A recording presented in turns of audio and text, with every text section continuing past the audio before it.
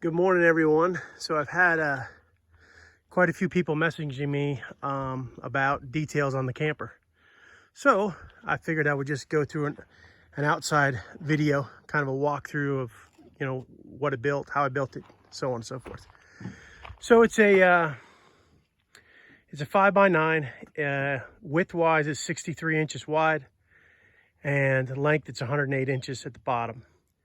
63 inches wide gets you to the 60 inches you need on the inside once you put an 1.5 inch wall up.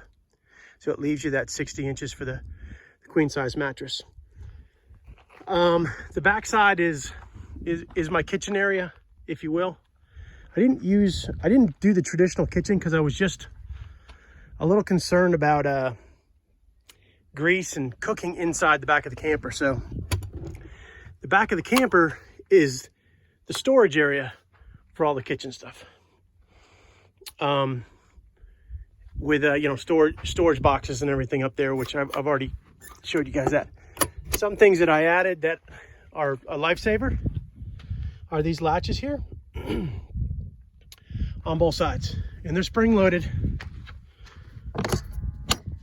What that does is when you're bouncing down some back canyon road, those hinges don't get ripped out from a very heavy door hanging on it. So it was just an easy add to make sure it would last the long haul.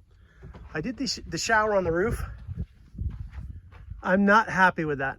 It's not my best work. It really hasn't worked the way I wanted it to. It holds about 5 gallons. It'll get warm somewhat. I mean, in the direct sun, yeah, it'll get warm.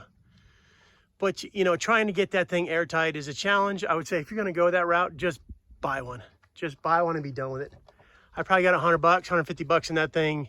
It's got a little leak here and there, and it sags because of the PVC pipe. So buy the aluminum one. If you really want a good shower, just buy the, this is an Amazon special. Let me open this up. It's called a gas lamp, but Amazon sells all different versions of them. It's about $120. You hook your propane, water in, and then water out. It automatically fires up, and it works like a champ. This is just probably a Pelican knockoff style box, waterproof, and you lock it in place, and it hangs there, no problem. So I got pass-through storage underneath. That comes in handy, and here's my 110 for everything in the camper. So when we are staying somewhere that has 110, I have a miniature, my battery charger is charging. I've got charge ports in the rear for cell phones and so on. And then I have also, it does something else that's running. Stereo and all that good stuff. So I went with a 31-10-50 tire on it because I wanted some pretty good size meat for off-roading. Ground clearance, I've got over a foot, probably close to 14 inches of ground clearance under there. If I was to do it again, I wouldn't just use a solid axle. I'm running a 3500 solid axle, 3,500 pound axle, which is plenty because the camper weighs about 2,200 pounds empty. The challenge is it'll beat the heck out of the camper when you get up to the really rocky stuff. So I would look at something like a independent. There's a couple companies that sell the independent axles. It's a little more money. It's actually a lot more money, but it's definitely the way to go if you're going to be off-road a lot, in my opinion. I would change that. I did the exterior lights here, LEDs, sliding windows, standard issue stuff. I built my own doors. Everybody says, don't build your doors. Would I do it again? I don't know. They've worked out pretty good so far. I got these latches. I was probably Amazon or something to that effect. Pretty sturdy. They work good. These are standard issue RV handles. I just basically cut the door to fit. It's got a rubber seal on a big aluminum frame that I built. It's mounted to the door. So far so good from a no water leak standpoint. Even got some the rain gutters on the top. The whole camper is sprayed in Line-X. So that really helps with insulation. It's also got a 1-inch foam core in the walls, but the Line-X really helps with waterproofing and just really just holding it all together, if you ask me. I built this up front here for fuel storage and for water storage. So I got 12 gallons of water, I got 20 gallons of fuel, and up here is my up here's the batteries, which I have just a single 100 amp hour Renogy battery, which is more than enough. I have yet to even tax that thing, and I have a 100 watt solar panel up there. That thing works great.